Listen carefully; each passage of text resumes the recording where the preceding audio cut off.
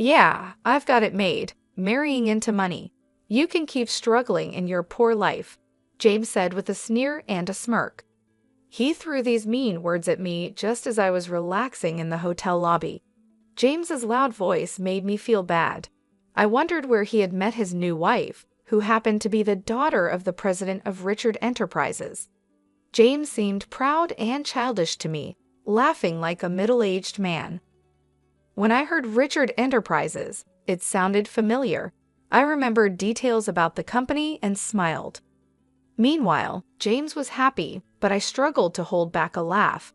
My name is Linda, and I'm 37 years old. I live with my husband James. I work in my family's real estate business, mostly doing administrative tasks. My father is the president and manages the key strategies. Since I'm an only child, I'm expected to take over the company one day. I feel the pressure of becoming the president, but I've been careful not to talk too much about our family business with James. James only finished high school and works in a moving company. He feels inferior because of this, even though moving heavy items requires skill and strength. I respect his work, but I avoid mentioning my prestigious university degree or my future role as president when we talk. James and I met through a friend in college. She hired James's moving company, and he helped with her move. Initially, James was interested in my friend. How we met was kind of funny. James was interested in someone else, but she was already in a relationship. They got along well, so she introduced him to me. I was looking for a partner at the time. Our meeting was unexpected, but it turned out great. James's carefree nature matched my meticulous personality. After going on several dates, we became a couple when I was in my late 20s, a good age for marriage. Within a year, we were married. My life as James's wife began without any problems. His parents were very kind and always welcomed me with smiles when we visited. Considering the issues my friends had with their mothers-in-law, I felt lucky to have such a good relationship with mine. However, James's job was demanding, and he often worked late, which was tiring for him. Despite being tired, he never neglected our marriage. I felt grateful, but also thought he didn't need to try so hard. He'd thank me for simply making dinner after his long work days. I felt blessed to have such a wonderful husband. But after a year of peaceful marriage, things started to change. One night, as we got into bed, James casually asked, "Why can't we have kids?" His tone was slightly irritated, which surprised me. I had also thought about having children, but we weren't actively trying.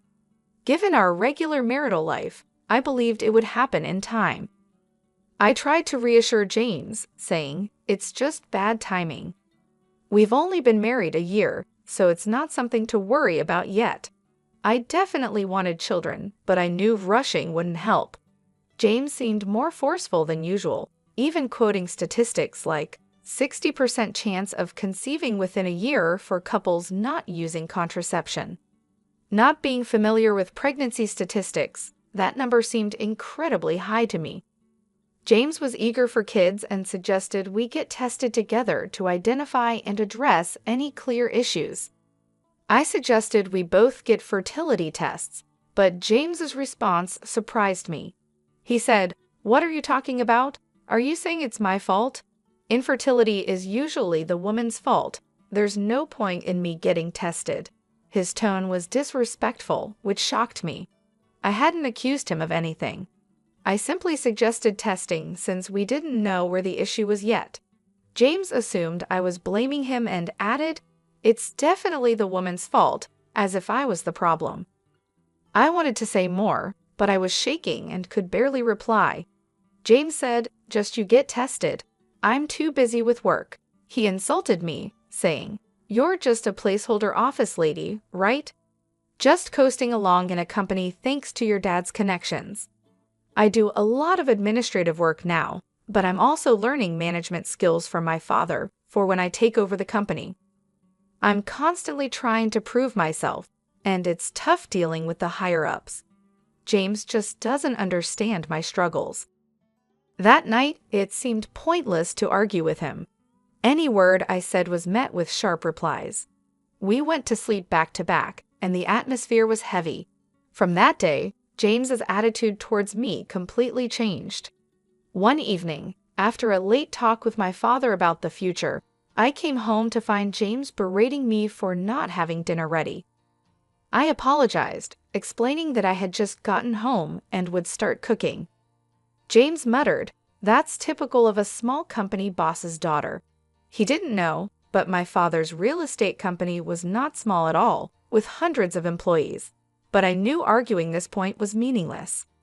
"I'll cook right away. Have a drink and wait," I told James. He loved his alcohol. It seemed to calm him down.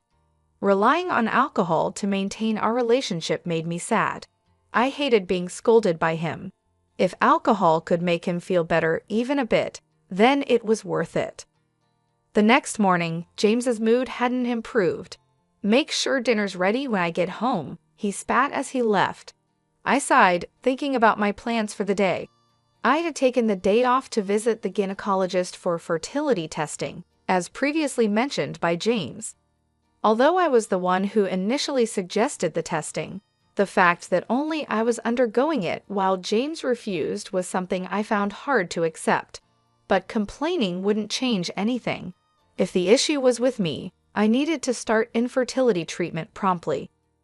James had been wanting kids, and I too hoped for a child soon.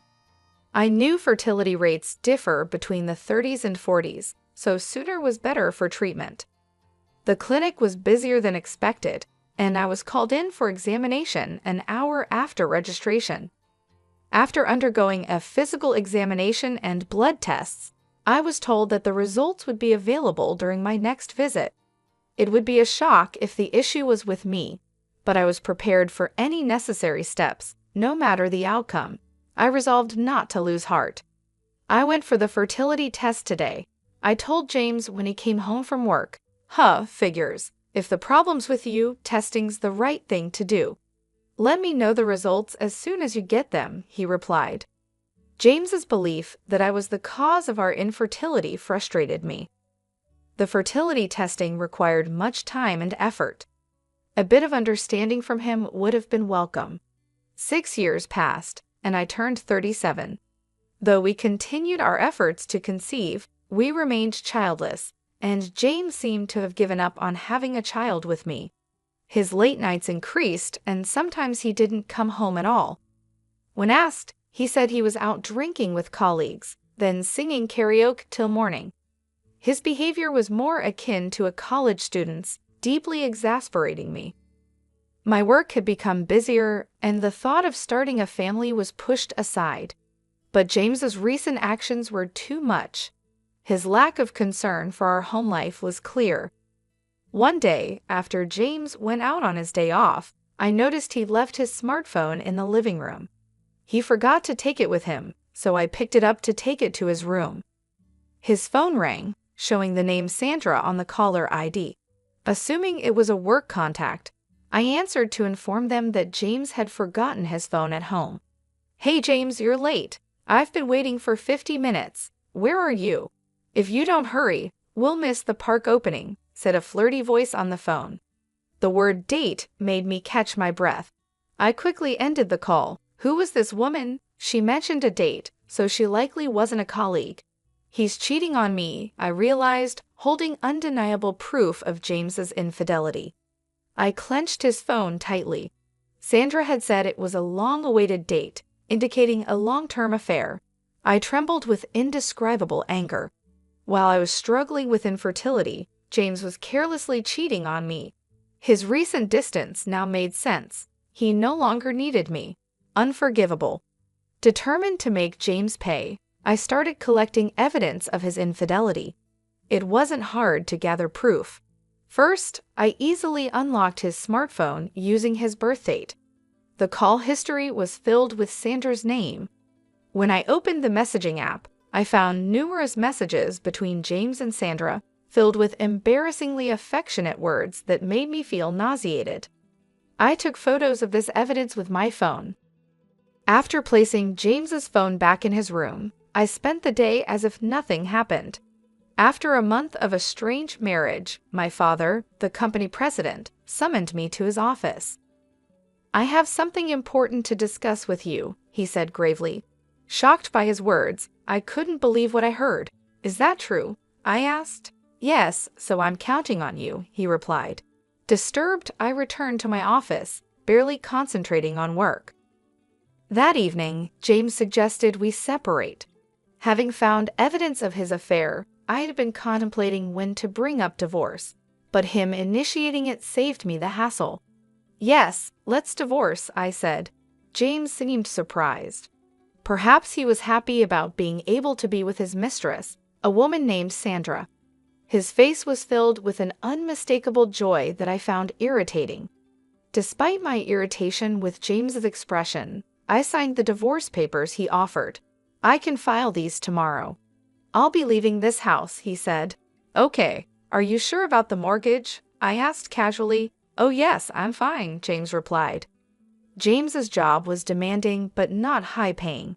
I doubted he could handle the mortgage alone. But since he initiated the divorce and was the one cheating, I felt no obligation to help. I packed and left the house 3 days later, moving back to my parents' house nearby. My parents initially seemed concerned when I told them about my divorce, but when I explained that James had cheated on me, they became furious. They repeatedly reassured me that it was the right decision to part ways with such a man. I threw myself into work, trying to forget about James. Before I realized it, a year had flown by. I was so engrossed in my work that I lost sight of everything else. One day, while relaxing in the living room, my dad approached me. "Why don't you take a break and go on a trip? It's going to get busy starting next month," he said. I guess he thought I'd been working too hard and needed a distraction. Indeed, I had been overwhelmed with various things lately and felt mentally exhausted. Thinking a little trip wouldn't hurt, I took up Dad's suggestion and decided to travel to the Northeast. It was my first solo trip, and I was both nervous and excited. The air in the Northeast was crisp and seemed to cleanse my weary soul. Interacting with the locals who helped me navigate and chatting with the owner of a bar, I found everyone to be incredibly kind, which gradually healed my spirit. I had booked a hotel in Portland, the most famous and largest around here, thinking, why not enjoy the trip to the fullest? After checking in, I relaxed in the lobby with a welcome drink. The fatigue from the journey seemed to melt away. Feeling utterly comfortable, I jokingly considered moving to Portland. A familiar voice called out, "Hey, what are you doing here?" I turned around, startled by the unmistakable voice of my ex-husband, James, who was entering the lobby with 2 large suitcases and a young woman. She appeared to be in her early 20s, with flawless skin, bold makeup, and striking red nails. Despite the chilly northeast weather, she was wearing a short skirt with bare legs. Startled, I stared at James and the woman. "Why are you here, and who is she?" I blurted out, even though I didn't really want to know. "Oh, let me introduce you. This is Sandra, my new wife. We're on our honeymoon. Guess what? She's a wealthy businessman's daughter," James said, his tone full of happiness. He volunteered information I hadn't asked for, but Sandra was the name of the person on the phone. Disgusted that he was with such a young girl, I felt a surge of discomfort. "You're on a solo trip here? That's pathetic," James sneered, despite being the one who cheated and initiated our divorce. Sandra, too, was looking at me, her eyes narrowed with amusement. "Hey, James, is this your ex-wife? She looks old." "Hurry up with the check-in," she said in a catty tone. I glared at Sandra and James, nonchalantly wrapping an arm around her waist, responded, "Yeah, I'm set for life, marrying into money. You can keep struggling in your poor life." James smirked condescendingly, throwing demeaning words my way. His high-pitched voice echoed through the hotel lobby, disrupting the elegant atmosphere I was enjoying and leaving me feeling upset. But his mention of marrying a businessman's daughter made me wonder where he had met someone like that. "Yeah, Sandra is the daughter of Richard Enterprises," James proudly exclaimed. I thought it sounded familiar somehow. Oh, right, that company, I said after a moment, recalling what Richard Enterprises was. James's face lit up with pride. Impressive, huh? He exclaimed. But inside, I was holding back laughter. Come on, you know this company. Her family's loaded, and they even paid off the mortgage on that house quickly. Thanks for divorcing me so easily, Linda, James said sarcastically, but it didn't bother me at all. Yeah, I know them. They're in the biggest building downtown, right? I've seen it and even been there, I replied calmly. Oh, you've been there? James seemed surprised. It's quick then. Her family owns a huge company, so they're loaded. Breaking up with you was the right choice, James smirked nastily, but I simply nodded, still calm. That building, it's part of our real estate holdings, I mentioned casually, as if I just remembered. James and Sandra both asked in unison, What do you mean by our real estate? That building is rented by my father for his most prestigious office. I don't know if your company is involved in real estate, but it's not a shabby building, I explained. Both seemed skeptical of my words. I hesitated for a moment, but there was no turning back now. Telling James about my company wasn't my concern anymore, now that we were divorced and his pride was no longer my concern. Yes, I know how grand it is. I was there when my father bought that building. It was about $400 million, I think. But recently, Dad was complaining about a tenant not paying their rent. Turns out it was your company. In fact, my father is a real estate magnate with assets worth $5.3 billion. The building Richard Enterprises is in is one of them. The tenants of the building change regularly, but currently it's Richard Enterprises.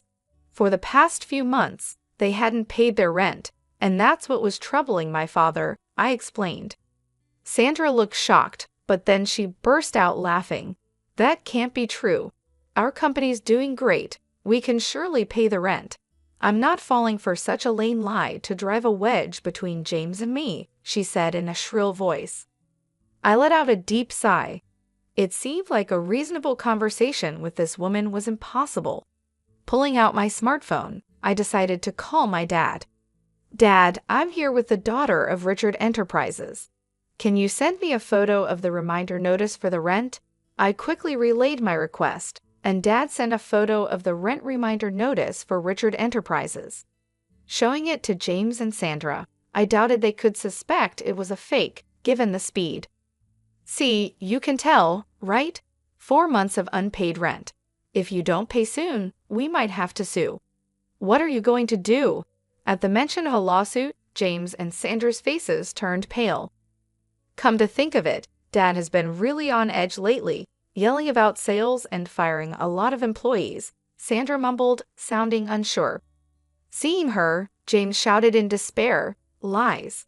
You're just trying to trick us and tear Sandra and me apart, aren't you? You're still that kind of person, trying to get back at me for remarrying. Your tactics are dirty. Startled by James's loud voice, I took a step back. Dirty tactics, huh? I recalled all the heartless words James had hurled at me during our marriage. Then I readied myself, determined to confront James, who was now gloating about marrying Sandra, a wealthy businessman's daughter. I readied myself to tell him the truth. What are you even saying? Do you really think I still have feelings for you? How foolish. I've long been fed up with a man like you. In fact, I've been feeling sorry for Sandra, who got caught up with you. Did you marry her just for her money? You married me for shallow reasons too, like wanting to get married quickly or wanting kids. And who was it that left me when he found out we couldn't have kids? Who insulted me, calling me useless for being infertile? You're to blame for all of it, yet you think I still like you? You must be out of your mind, I said, feeling a wave of relief as I unleashed my pent-up frustrations on James. James, on the other hand, seemed infuriated, trembling with anger. You're just an arrogant old hag. You probably can't even get married or have kids anymore. Sandra and I were planning to have fun making a baby after this trip, and now you're accusing Richard Enterprises of not paying rent. Panicked upon realizing the poor performance of Richard Enterprises, James was desperate to blame all his misfortunes on me. I decided to deliver the final blow to James, saying, "Oh, I didn't mention it, but I'm 6 months pregnant. I'm in the stable phase of my pregnancy, so Dad suggested I take this trip to relax. Of course, I have my doctor's permission." That's right. After divorcing James, I found a new love. He was my boss at work, a subordinate of my father. He supported me mentally when I was struggling and encouraged me. He also supported me fully at work and was in favor of me becoming the next CEO. I found out I was pregnant with his child just 4 months ago. Knowing about the baby, I immediately married him. It was a quick marriage, but the company celebrated it grandly. My pregnancy was going smoothly, and encouraged by my father and husband, I embarked on this trip. Just before breaking up with James, my father had told me he was retiring as CEO next month. He decided to retire after being diagnosed with diabetes and thinking it was time to step down. Therefore, I would inherit my father's assets. This made it easier for me to accept the divorce from James. Even without James, I knew I could live a full life. The word pregnant slipped effortlessly from my lips, leaving James shouting, "What? You're pregnant? So were you using birth control when we were married? What's going on?" James stomped his feet in complete confusion. "Birth control? I never did that. Remember, I told you I had infertility tests at the clinic, and they found no issues. So the problem was with you," I told James bluntly. His face twisted visibly. "Does that mean Sandra and I can't have kids? Why did I divorce you and marry Sandra?" James muttered to himself, shoulders slumped in defeat. "What do you mean, why? I feel betrayed knowing you're infertile," Sandra snapped, angry at James's selfish reasoning. Realizing I couldn't bother with them anymore, I said my final words. "That's why from now on, please don't involve yourself with me and Sandra. I have nothing more to say regarding the rent for Richard Enterprises. I will back down until it's fully paid. If you plan to continue renting that building, please pay the overdue rent soon. Otherwise, we'll have to take legal action. I have nothing more to say to you two, so goodbye." I left James and Sandra arguing and confidently walked back to my hotel room. After returning from my trip, my husband greeted me with a smile, saying, "Welcome back. Sorry I couldn't help around the house. Was everything okay?" "Of course, it was fine. I'm glad you got to relax," I replied. "Thank you." My husband smiled warmly at me, and I felt a great sense of relief. Since marrying my current husband, I've been reassured every day, completely forgetting about James. Since that trip, I haven't met James. The following is what I heard through my father's contacts. After that incident, James and Sandra's fights became incessant. Despite thinking he was marrying a wealthy heiress, James discovered Richard Enterprises was in deep debt. Coincidentally, news was all over TV about a Richard Enterprises employee embezzling millions of dollars from clients. Sandra's father knew about the fraud, but tried to cover it up for the company's reputation. However, once the scandal became public, Richard Enterprises' stock plummeted. Having lost its credibility, the company saw a mass exodus of employees.